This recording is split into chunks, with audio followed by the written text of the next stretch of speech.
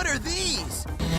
Sonic fans have been eating good this year with passionately made 7 out of 10 products. But at this point, I'll take it. The wider branches of the franchise are starting to realize that a large majority of the people tuning in are freaks that know that Knuckles' favorite food is grapes. That's me. I'm Freaks. The grapes are delicious. Sonic has had such a long and fascinating history, and I'm glad to see it be acknowledged outside of the IDW comics or online animated shorts, which are still popping off as per usual. Have you heard of Hatsune Miku? The Hedgehog is ending 2022 with a brand new Netflix series, Sonic Prime, developed by Man of Action. I was skeptical when it was announced 2 years ago, until I learned one of the executive producers, /writers, /directors, /assumed showrunners was Eric Weise, best known as one of the founding members of the SpongeBob crew, and for co-creating The Mighty Bee, one of the first cartoons that ever gave me nightmares. Ooh, it itches everywhere! I wonder what he'll do with Sonic. Ian Flynn, writer of the Sonic comics for over 15 years and the recent Sonic Frontiers, was also confirmed to be a consultant, seemingly as a part of Sega's recent initiative to have all these pieces of media feel like they take place in the same universe. Years ago, I was hoping that the project would adopt some of the new book's characters or its tone, and now that could be possible thanks to a few name drops in the new game that imply the comic is canon. I bet Tangle would love climbing around these ruins. I got the chance to watch Sonic Prime's first 8-episode season all in a row without any breaks before its official debut, so there will be minor spoilers going forward. After hooking all the franchise's content to my veins this year, it wasn't quite what I expected. It was hard to adjust after the second movie included a built-in bathroom break. We begin with Sonic facing off against Dr. Eggman, who's discovered a mysterious crystal known as the Paradox Prism. Against his friend's wishes, the blue blur destroys the artifact, shattering his universe and sending Sonic hurtling into new worlds, where he encounters alternate versions of his allies and enemies. I'm in a whole new place. You're all new yous.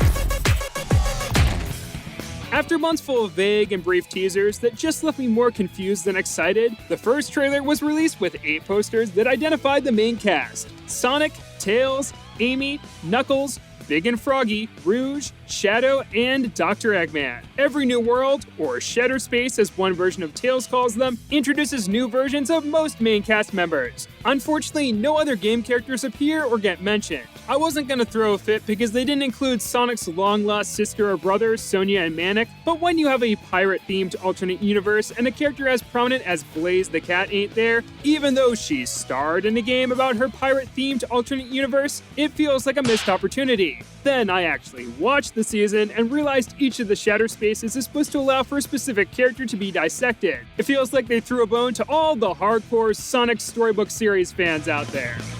Thus far, Sonic has visited a dystopia called New York City, ruled by a council of 5 versions of Dr. Eggman that just so happen to represent different parts of his personality. Tails grew up to be this brash loner with 7 extra mechanical tails named 9.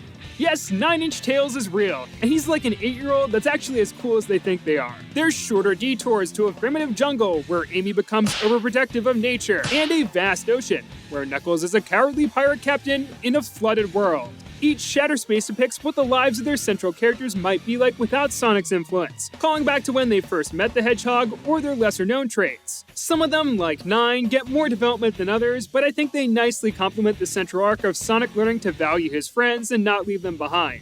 I like how it kind of plays on Sonic taking on threats alone while being cheered on by his pals from the sidelines in the recent games, but it feels like this trait was exaggerated just to give Sonic something to overcome. Assuming that this is supposed to be similar to the Sonic from the games, it's a little odd when you have small references to moments like the Orca Chase in Sonic Adventure, which are nice little touches and never feel intrusive, but then you wonder what happened to Mr. Real Superpower of Teamwork from Sonic Heroes. Another downside of this setup is that if you're not Tails, Amy, Knuckles, Big, or Rouge, and the world isn't spotlighting you, not much is going on character-wise. Amy has been turned into an evil cyborg now known as Rusty Rose. I heard a lot of comparisons to Bunny Rabbit from Sonic Sat.am, and the Archie comics were having a similar gimmick. But this Amy reminded me a lot of when another freedom fighter, Sally Acorn, was roboticized into a calculating enforcer for the Eggman Empire. Rusty Rose fills a similar position, but as a villain, she's not as effective as Mecha Sally. We barely know this Amy, and she doesn't have as strong of a connection to this version of our heroes, so the cyborg tends to be more of an obstacle than a character. I was also really interested to see how Prime would handle Rouge the Bat being a member of Sonic's crew. I think it's fun how this manipulative kleptomaniac is now considered one of the main heroes, seemingly to balance the male to female ratio. But besides a few moments where Rouge gets to be sassy or scheming, the Bat becomes a grunt for the main team without many opportunities for her personality to shine. I'm sure she'll get an arc if Sonic ends up traveling to more shadow spaces. It's just a little disappointing how often the supporting cast doesn't get to act like themselves. Rouge's best asset is toned down too. Where's her overbearing saxophone theme song from Sonic X? 3D CGI animation isn't ideal for a franchise known for its expansive cast and loads of detailed locations, since modeling new assets takes a lot of time, money, and talent. I wonder how expansive the scope will be, unless they want to go the Sonic Boom route. Just think of all the hundreds more stories to be told using the same 8 characters and 4 locations. The possibilities are limitless.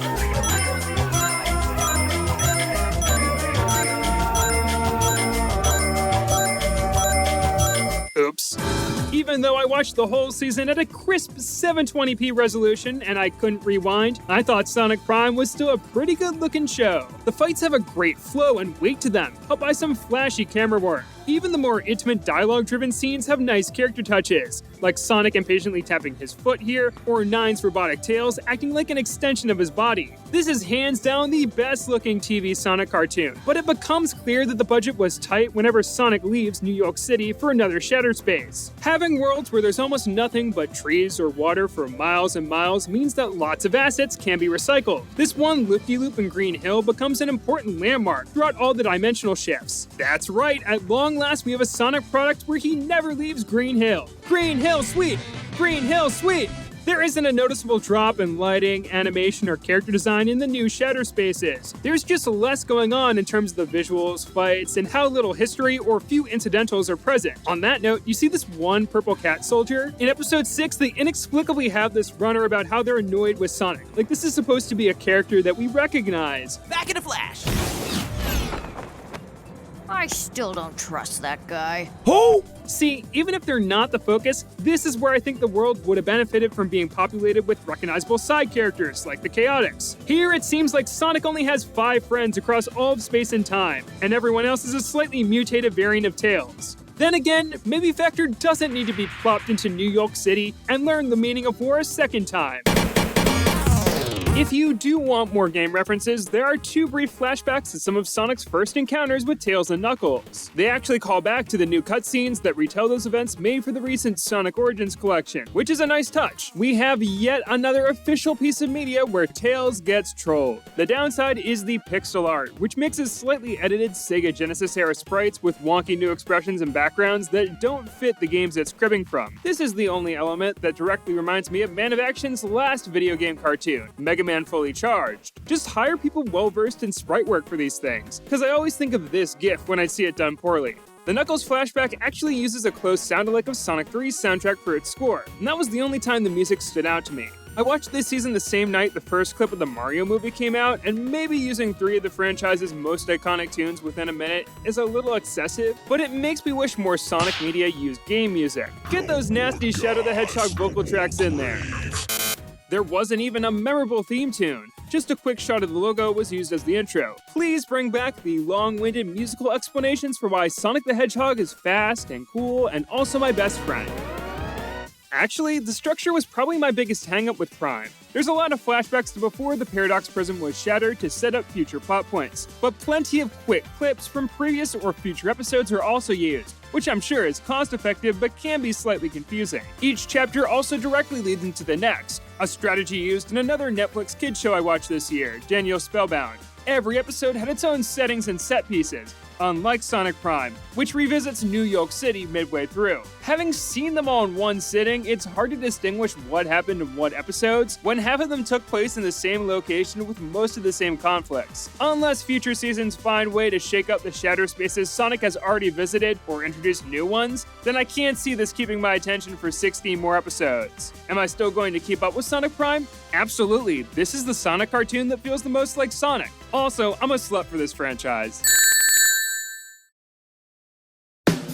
There's There's no sitcom writing, no unnecessary new lore, or any original characters, unless you count Eggman but Cranky Kong. That's not to say the show is perfectly written. There's a few grown-worthy one-liners in there. What in the name of Green Hill's going on? Green Hill Sweet! Green Hill Sweet! With that being said, I chuckled quite a few times at how unexpectedly snappy some of the humor was. I could feel a bit of Eric Weise's influence there.